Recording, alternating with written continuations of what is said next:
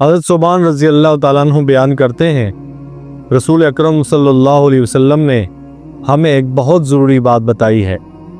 حضرت ثوبان رضی اللہ تعالیٰ عنہ روایت کرتے ہیں نبی علیہ الصلوۃ والسلام نے ارشاد فرمایا، میں اپنی امت کے لیے ایسے لوگوں کو ضرور پہچانتا ہوں جو قیامت کے دن تہامہ کے پہاڑوں جتنی نیکیاں لے کر آئیں گے، فَيَجْعَلُهَا اللَّهُ عَزَّ وَجَلَّ هَبَاءً مَنْثُورًا، مگر اللہ عز و جل ان ساری نیکیوں کو اڑا کر بکھیر دے گا۔ صحابہ گھبرا گئے اور عرض کہ یا رسول اللہ صلی اللہ علیہ وسلم وہ کون لوگ ہوں گے تاکہ ہم ان جیسے نہ بن جائیں؟ آپ صلی اللہ علیہ وسلم نے فرمایا، وہ تمہارے بھائی ہوں گے، رات کو عبادت بھی کریں گے، مگر جب تنہائی میں ہوں گے تو اللہ کی حرام کردہ چیزوں کو توڑ دیں گے۔ یہ سنن ابن ماجہ کی روایت میں نے آپ کے سامنے رکھی۔ میرے عزیز بھائیوں، اس حدیث کا مطلب بہت آسان ہے۔ کچھ لوگ نماز بھی پڑھتے ہیں، روزے بھی رکھتے ہیں، مگر جب کوئی دیکھنے والا نہیں ہوتا تو گناہ کر لیتے ہیں۔ اللہ تبارک و تعالیٰ فرماتا ہے، جو مجھے اکیلے میں بھول جاتا ہے میں قیامت کے دن اس کی نیکیوں کو قبول نہیں کروں گا۔ آج کے زمانے میں اس حدیث کو سمجھنے کے لیے ہمیں بہت دور جانے کی ضرورت نہیں ہے۔ ہمارے ہاتھ میں ایک چیز ہے جس کا نام موبائل فون ہے۔ موبائل خود برا نہیں ہے، مگر اس کا غلط استعمال بہت بڑا گناہ بن جاتا ہے۔ جب بچہ یا بڑا اکیلا ہوتا ہے، دروازہ بند ہوتا ہے، موبائل ہاتھ میں ہوتا ہے اور وہ ایسی ویڈیوز، تصویریں یا باتیں دیکھتا اور سنتا ہے جو اللہ کو ناراض کرتی ہیں، یہی وہ تنہائی کا گناہ ہے جس کے بارے میں رسول اللہ صلی اللہ علیہ وسلم نے خبردار فرمایا۔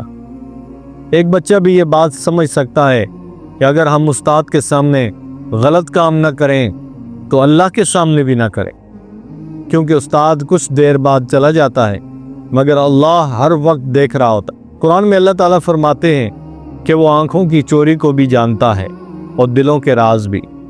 موبائل پر گناہ کرنے والا اکثر یہ سوچتا ہے کہ مجھے کوئی نہیں دیکھ رہا، مگر حقیقت یہ ہے کہ اللہ دیکھ رہا ہے، فرشتے لکھ رہے ہیں اور دل آہستہ آہستہ سیاہ ہو رہا۔ اب ذرا سمجھیں ان گناہوں کا انجام کیا ہوتا ہے۔ سب سے پہلی بیماری دل کی بیماری۔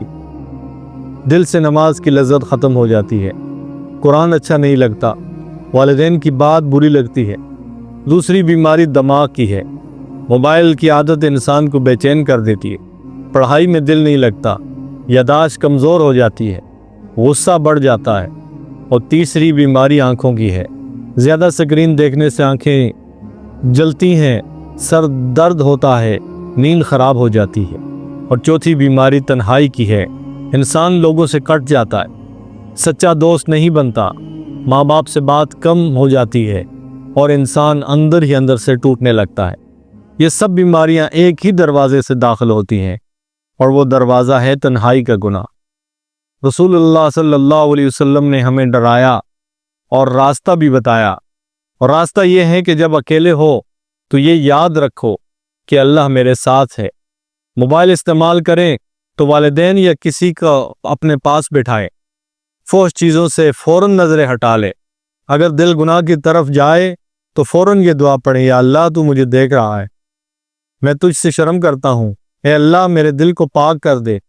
نماز، قرآن، کھیل، پڑھائی اور گھر والوں کے ساتھ وقت گزارنا، یہ سب وہ چیزیں ہیں جو ہمیں ان گناہوں سے بچا سکتی ہیں۔ آخر میں ہم اللہ سے دعا کرتے ہیں کہ اے اللہ ہمیں ظاہر اور باطن کے گناہوں سے بچا۔ اے اللہ ہمیں تنہائی میں بھی اپنا خوف عطا فرما۔ اے اللہ ہمارے بچوں، نوجوانوں اور بڑوں کو موبائل فون کے غلط استعمال سے محفوظ فرما۔ ہمارے دلوں کو پاک، ہماری آنکھوں کو محفوظ اور ہمارے گھروں کو سکون والا بنا۔ اے اللہ ہماری نیکیوں کو قیامت کے دن ضائع نہ کرنا، بلکہ اپنی رحمت سے قبول فرمانا۔ آمین یا رب العالمین۔